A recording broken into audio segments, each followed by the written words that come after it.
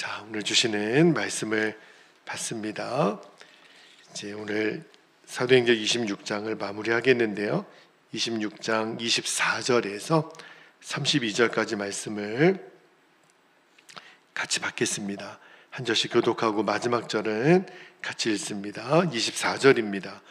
바울이 같이 변명하매 베스도가 크게 소리내어 이르되 바울아 내가 미쳤도다. 내 많은 학문이 너를 미치게 한다 하니 바울이 이르되 베스도 각하여 내가 미친 것이 아니요 참되고 온전한 말을 하나이다. 왕께서는 이 일을 아시기로 내가 왕께 담대히 말하노니 이 일의 하나라도 아시지 못함이 없는 줄 믿나이다. 이 일은 한쪽 구석에서 행한 것이 아니니이다. 아그리빠 왕이여 선지자를 믿으시나이까? 믿으시는 줄 아나이다. 아그리빠가 바울에게 이르되 내가 적은 말로 나를 권하여 그리스도인이 되게 하려 하는도다. 바울이 이르되 말이 적으나 많으나 당신뿐만 아니라 오늘 내 말을 듣는 모든 사람도 다 이렇게 결박된 것 외에는 나와 같이 되기를 하나님께 원하나이다 하니라. 왕과 총독과 버니게와 그와 함께 앉은 사람들이 다 일어나서 물러가 서로 말하되 이 사람은 사형이나 결박을 당할 만한 행위가 없다 하더라. 이에 아그리빠가 베스도에게 이르되 이 사람이 만일 가이사에게 상소하지 아니하였더라면 석방될 수 있을 뻔하였다 하니라. 아멘. 하나님 말씀입니다. 자, 오늘 새벽에는 분노와 두려움이 임할 때 예수를 바라보라 제목의 말씀을 나눌게요. 어제 우리가 말씀을 읽으면서 이 29절 그 바울의 고백 중에 나와 같이 되기를 하나님께 원하노라 이 고백을 나누면서 제가 그런 말씀을 드렸죠. 이거는 절대로 바울이 어떤 교만한 표현이 아니라 지금 바울이 누리고 있는 이 복음에 대한 복음의 능력에 대한 강한 확신 그리고 예수의 생명으로 사는 자만이 누릴 수 있는 담대함이라는 말씀을 드렸어요. 그래서 오늘 이 바울이 가지고 있었던 이 평안함 또 이 담대함에 대한 말씀을 좀 나누려고 합니다. 여러분 우리가 사도행전을 지금까지 쭉 읽어오고 그리고 바울이 이제 전도 여행을 마무리하고 6번의 이제 재판을 받으면서 쭉 보는 거지만 바울이 예수님을 만난 다음에 단 한 번도 그가 분노하거나 그가 어떤 누군가를 대할 때 무례하게 대한 적이 없다라는 거예요. 근데 그러면서도 바울에게는 이 뭔가 말로 표현할 수 없는 이 범접함이 느껴지는 거예요. 그죠? 그 권위가 느껴지는 거예요. 범접할 수 없는 권위가. 근데 이 베스도와 아그리빠 왕에게 신문을 계속 당하는데도 바울의 분위기를 보면 전혀 흥분하지도 않고 두려워하지도 않고 너무 침착한 거예요. 담대하면서도 또 너무 평안하고. 자, 29절 말씀을 다시 한번 읽어드릴게요. 29절을 볼게요. 내 말을 듣는 모든 사람도 다 이렇게 결박된 것 외에는 나와 같이 되기를 하나님께 원하나이다. 이게 바로 예수 믿는 사람의 전형적인 모습이라는 거예요. 저는 오늘 말씀을 읽으면서 우리가 앞으로 전도할 때 또 누군가를 예수 안 믿는 사람을 만날 때 이렇게 말할 수 있을까? 당신도 나와 같이 되기를 원합니다. 우리가 남편을 전도하거나 가족을 전도하거나 친구를 전도하거나 직장 동료를 전도하거나 이웃을 전도할 때 당신도 나처럼 좀 되세요. 이렇게 말할 수 있어야 그때 진짜 전도가 되는 거구나라는 것을 알게 됐어요. 어떤 사람이 그런 말을 하더라고요. 엄마와 그 선생님을 아이들이 싫어한대요. 왜 싫어하냐고 물어봤더니 옳은 말을 기분 나쁘게 해서 선생님하고 엄마 말은 싫다는 거예요. 그런 측면에서 세상 사람들이 우리 그리스도인들을 말을 들어보면 그렇게 생각하고 있지 않을까.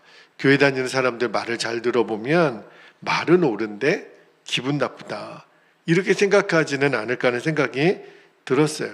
세상 사람들이 가지고 있는 기독교인들에 대한 이미지 중에 말은 잘한다. 이 말은 또 다른 의미는 뭐냐면 하는 말은 옳은데 그런데 기분은 나쁘다는 거예요. 그죠? 그러면 전도의 문이 막히지 않겠습니까? 또 말은 바른데 사실은 그게 기분 좋게 말을 해야 감동이 되는 거죠. 근데 생각해 보면 옳은 말을 기분 좋게 한다라고 하는 건 뭘 말하는 거냐면 그 사람의 행동에서 나오는 분위기예요. 그러니까 말과 삶이 하나가 되니까 그게 감동이 된다라는 거죠. 그게 지금 바울이 우리에게 주는 도전이라는 생각이 들어요. 여러분, 지금 한국 사회에 가장 큰 어려움이 진짜 리더를 찾을 수가 없다라는 거이잖아요. 그러니까 지도자는 많은데 지도자다운 지도자가 없다라는 게 지금 우리 한국 사회의 가장 큰 문제 아닙니까? 근데 실은 목회자도 예외가 아니에요. 여러분, 목회자도 스스로가 여전히 학연에 매이고 지연에 매이고 지역감정, 정치적인 견해, 자기의 이해관계에 따라서 편가르기 하고 분열되는 것을 방관하는 그러한 일도 목회자들 스스로가 너무 많이 저지르고 있기 때문에 사실은 너무너무 부끄럽습니다. 그 중에 한 사람이기 때문에 여러분, 십자가 복음은요, 우리에게 이미 우리의 옛사람은 죽었고 예수의 생명으로 사는 자, 이제는 예수님만 바라보며 사는 자가 되었다고 십자가 복음은 선언하고 있잖아요. 다시 말하면 이제 우리가 진짜 예수님을 믿었다면 어떤 환경, 어떤 사람, 어떤 사건 앞에서도 이제 분노하지 않고 조급하지 않고 두려워하지 않는 사람이 되었을 때, 그때 우리가 진짜 세상 사람들에게 감동을 줄 수 있는 사람이 되는 거예요. 그러니까 우리 마음이 평안할 때, 우리의 마음이 평안하지 않으면 절대로 주의 인도를 받을 수가 없습니다. 그죠? 그러니까 우리의 마음이 평안하게 되면 상황이 어려운 거는 그렇게 큰 문제가 되지 않는다는 거예요. 그거는 오히려 우리에게 사명이 되는 거죠. 여러분, 우리가 예수님을 바라보지 못하면 항상 분주하고 쓸데없는 일에 바쁘고 우리의 몸은 피곤해집니다. 우리가 바쁘다, 피곤하다, 몸이 힘들다, 우리는 이런 것들이 환경이 어려우니까, 그죠? 그리고 사람이 마음에 안 드니까, 그래가지고 우리는 어떻게 해서든지 빨리 결혼도 하고 시험도 끝내고 직장도 얻고 집도 사고, 또 저 사람이 내 앞에서 없어지면 내 마음이 평안해질 줄로 알아요. 그런데 사실은 대단히 위험한 착각입니다. 왜냐하면 우리가 자꾸 쫓기고 불안한 마음은요, 환경이 가져다 주는 게 아니라 어둠의 영이 우리에게 자꾸 바쁘게 하고 쫓기게 하고 불안하게 만드는 거예요. 그러니까 영적인 문제예요. 여러분, 우리가 진짜 주 안에서 거듭난 삶을 살려면 반드시 우리가 해야 될 게, 지금까지 사도행전을 읽으면서 바울을 통해 우리가 배운 게 뭐예요? 십자가 복음을 정확히 붙들고, 나는 죽고 예수로 사는 십자가 복음을 붙들고 주 예수님을 24시간 바라보라. 평안은 예수님을 바라볼 때 우리에게 주어지는 거예요. 그래서 사탄이 하는 일이 뭐죠? 마귀가 하는 일이 우리 안에 주 예수님을 바라볼 때 주어지는 평안을 빼앗아 가는 거예요. 그러니까 쉽게 흥분하고 쉽게 화를 내고 별거 아닌 일에 마음을 빼앗기는 거예요. 여러분, 그러면 우리는 주님을 바라보지 못하게 되네요. 그래서 우리로 하여금 마귀는요, 자꾸 마음의 평안을 잃어버리고 마음을 점검하지 못하니까 자꾸 짜증내고 분노하고 원망하고 불평하고 두려운 염려 가지는 것, 이게 마귀의 목적이에요. 마귀의 목적은 딱 하나예요. 우리로 하여금 주님을 바라보지 못하게 하는 것. 그래서 항상 내 마음이 지금 평안한지, 우리가 조금 전에 찬송가 408장 찬송 드렸죠. 나의 마음속이 늘 평안해. 악한 죄 파도가 많으나 나의 마음이 늘 평안해. 내 마음을 늘 평안한지 점검하며 살아야 돼. 그래야 우리가 예수님을 온전히 바라볼 수 있습니다. 분노 중에는요, 우리는 두려움 가운데서는 주님을 바라볼 수가 없어요. 어떤 사람들은 사고를 당하고 어려운 일을 당해서 원망과 비탄에 빠지는 경우가 있죠. 그런데 사실은 여러분, 사고나 어려운 일 때문에 내 마음이 비탄해지고 원망이 오는 게 아닙니다. 실은요, 사고는 사고고 마음은 마음이에요. 얼마든지 어려움 중에도 평안할 수가 있어요. 저희 작년에 수요 예배 때도 다녀가셨던 장로님 가정이 계세요. 근데 장로님이 갑자기 정말 심정지가 오셔가지고 이제 병원에 아직도 입원하셔서 의식이 없는데, 그 이제 아내 되시는 권사님이 계속 장로님 상황을 계속 거의 실시간으로 보내주고 계세요. 아직도 의식이 완전히 깨어나지를 못하셔서 응급치료만 지금 계속 하고 있는데, 근데 권사님 말씀을 전하고 기도 제목을 전하는 가운데 보면 참 권사님 마음이 평안하시다. 그리고 그 평안함이 제게도 느껴져요. 그리고 제 마음에 드는 확신이, 이 일을 통해서 장로님이 이전보다도 더 건강해지셔서 하나님의 영광을 드러내는 주인공이 되시겠구나.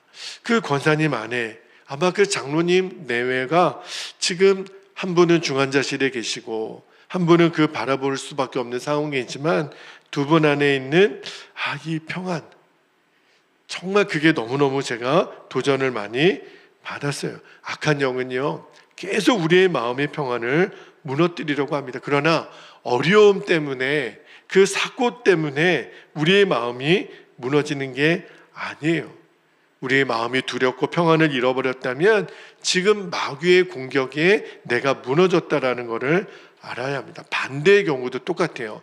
좋은 일이 생겼을 때도 우리가 주님을 바라봐야 되는 것이, 이따금 갑자기 좋은 일이 생기면 예수님을 바라보는 눈을 잃어버릴 때가 많아요. 그죠? 오히려 그러니까 좋은 일이 생겼을 때도 오히려 내가 이 시간을 더 깨어서 주님을 바라봐야 됩니다. 그러니까 주님과 함께 그 기쁨을 누릴 수 있는 절제가 필요해요. 왜냐하면 너무 기뻐하다가 주님의 임재를 대수롭지 않게 여길 수 있기 때문에 그래요. 그러니까 세상 일에 너무 기뻐하면 주님의 임재가 사라져도 우리가 별로 걱정하지 않는 거예요. 아무런 신경을 안 쓰는 거예요. 왜요? 지금 세상이 나를 너무 즐겁게 하니까. 그래서 저에게 있어서도 가장 취약점 중에 하나가, 힘들면 금방 좌절하고 너무 좋은 일이 생기면 너무 그 좋은 일에 매몰되는 거예요. 그게 얼마나 주님 바라보는 일에 연약함인가 하는 거를 계속해서 깨달아 갑니다. 여러분, 이 두려움과 조급함, 이 분노는요, 한순간에 왔다가 한순간에 사라져요. 그러니까 내 마음의 중심이 세상에 지금 빠져 있으면 그렇게 된다라는 거예요. 그래서 너무 슬플 때도, 너무 좌절할 때도, 너무 좋을 때도 내 주변에 일어나는 일과 환경에 초점을 맞추면 계속 우리는 업다운이 되는 거예요. 좋은 일이 생기면 그냥 또 거기에 매몰되고, 힘들고 어려운 일이 생기면 또 좌절하고. 그래서 우리가 한결같이 왜 24시간 예수님을 바라봐야 되는지 우리가 바울을 통해서 배우는 거예요. 이 주님을 바라보는 일을 놓치면 우리가 계속 그렇게 널뛰게 하는 인생을 살 수밖에 없어요. 그래서 우리가 어려운 일이 있을 때나 잘 될 때나 꼭 명심하십시다.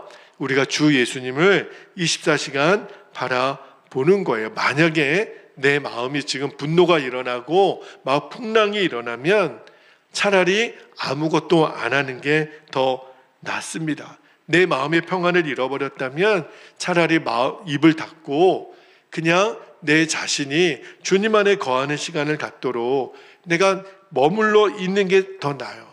내 마음의 평안을 잃어버렸다면 사실은 주님의 영이 내 안에 소멸되었다고 봐야 됩니다. 그래서 주님, 이 시간 내 마음의 요동이 가라앉을 때까지, 그리고 왜 이 풍랑이 왔는지 그 이유를 잠잠히 물으며 주님 안에 거하는 시간을 먼저 갖게 되기를 바랍니다. 여러분, 우리 마음이 두렵고 또 분노가 생기고 조급해지면 절대로 어떤 결정도 내리면 안 돼요. 오히려 더 싸움이 나고 더 일은 어려워집니다. 그때 우리가 얼른 무릎을 꿇고 주님 바라보는 시간을 꼭 갖게 되기를, 왜 내가 이런 마음이 지금 일어나는지 주님께 묻고 주님의 평안을 구하면 주님이 금방 우리 마음의 평안으로 역사하세요. 우리가 바울을 통해서 배워야 될 진리가 바로 이겁니다. 바울은 지금 말할 수 없는 어려움이 계속 왔어요. 그런데도 바울을 보세요. 너무 침착하고 요동함이 없으며 너무 마음이 평안해요. 그러니까 그에게 닥쳐진 어떠한 일도 넉넉히 극복해 내는 거예요. 그때 하나님의 역사가 흘러나오게 되는 겁니다. 그때 주님이 놀랍게 역사하세요. 전도의 열매가 맺어지고 바울을 통해서 주의 복음이 땅끝까지 전해지는 일에 하나님이 바울을 쓰세요. 바울을 쓰신 게 아니라 바울 안에 평안이 임한 주님을 바라보는 눈을 하나님이 쓰신 거예요. 동일하게 우리에게도 마찬가지입니다. 예수님이 주시는 평안이 우리들 안에 충만할 때 그때 비로소 주님은 우리 안에 역사하신다라는 것을 여러분 절대로 잊지 않게 되시기를. 내 마음에 분노와 내 마음의 두려움이 임하면 결국 우리는 계속 성령님의 역사를 스스로 제한하고 맙니다. 그때 빨리 엎드리는 거예요. 그때 내 마음을 주님께 올려드리는 겁니다. 지금 바울은 자기가 죽고 살 수 있는 재판석에 섰지만 어제도 말씀드린 것처럼 계속 이 기회를 전도하는 기회로 삼잖아요.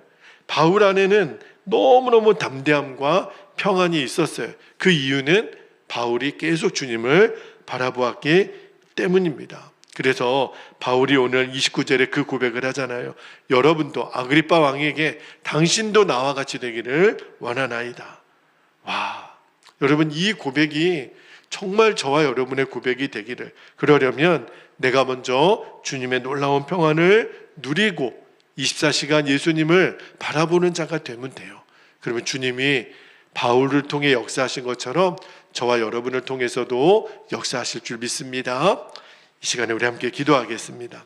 오늘도 두 가지 기도 제목을 우리가 붙잡고 기도하겠습니다. 첫 번째는 진정한 거듭난 삶은요, 십자가 복음을 붙잡는 거예요. 십자가 복음은 우리가 정말 귀에 못이 박히도록 들었습니다. 나는 죽고 예수를 사는 그 십자가 복음을 붙잡고 24시간 예수님을 바라보는 것임을 늘 명심하는 겁니다. 이게 진짜 복음의 능력으로 사는 거예요. 두 번째는 자꾸 주님의 역사를 제한하는 두 가지 악한 역사가 있어요. 그게 하나가 분노고 두려움이에요. 이 분노와 두려움의 영이 떠나가게 하시고 주님으로 인하여 주어지는 평안으로 충만하게 앞서서 나의 마음이 늘 평안해. 이 찬양의 고백이 나에게 실제가 되게 하여 주옵소서. 우리가 이 두 가지 기도 제목을 붙잡고 주님의 이름을 간절히 부르신 후에 통성으로 기도하겠습니다. 주여